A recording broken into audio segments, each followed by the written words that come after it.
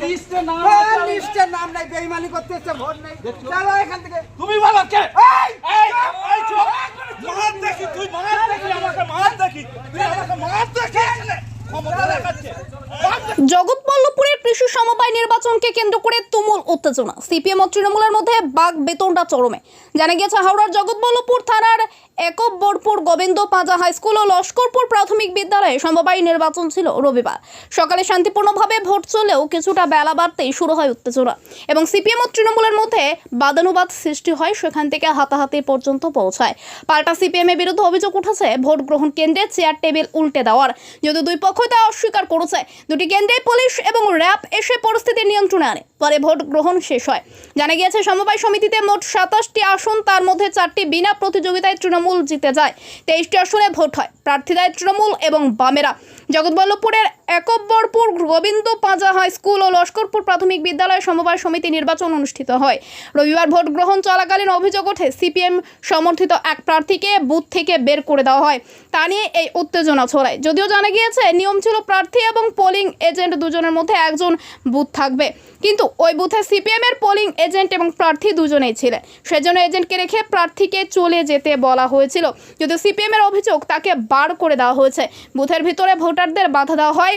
অভিযোগ অস্বীকার করে তৃণমূলের বক্তব্য, ওই প্রার্থীর মেয়ে বুথের মধ্যে গোলমাল করেছে, টেবিল উল্টে দিয়েছে, উত্তেজনা তৈরি করেছে। যদিও সেটা সিপিএম অস্বীকার করেছে।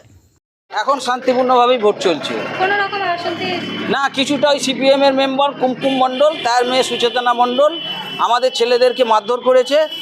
আপনারা কারা? ব্যালট, আমরা তৃণমূল কংগ্রেসের প্রার্থী, ব্যালট বক্স উল্টে ফেলে দিয়েছে। ব্যালট বক্স যেখানে ছাপ মারছিল সেই ঘরটা ফেলে দিয়েছে, টেবিল চেয়ার উল্টে দিয়েছে, প্রিসাইডিং অফিসারকে হুমকি দিয়েছে সুচেতনা মণ্ডল। আর কুমকুম মণ্ডল যিনি ক্যান্ডিডেট, উনি খোঁড়া ওই অবস্থায় দেখে মারধর করতে শুরু করেছে।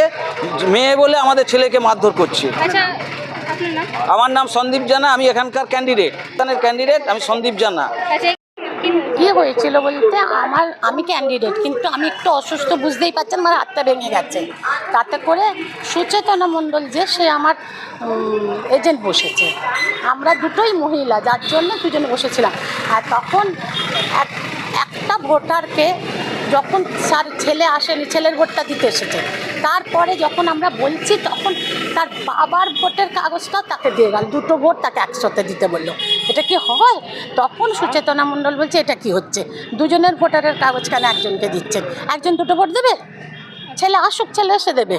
এই পর্যন্ত বলেছে। আপনাদের কি এটা বিশ্বাস হয় যে আমরা ব্যালট বক্স বা এইগুলো ঘরটা আমরা উল্টে দিতে পারি? একটা সুচেতনা মণ্ডল আর একটা কুমকুম মণ্ডলকে দেখতে পাচ্ছেন আমরা দিয়েছি। এটা সম্পূর্ণ মিথ্যে। বাইরে কেন?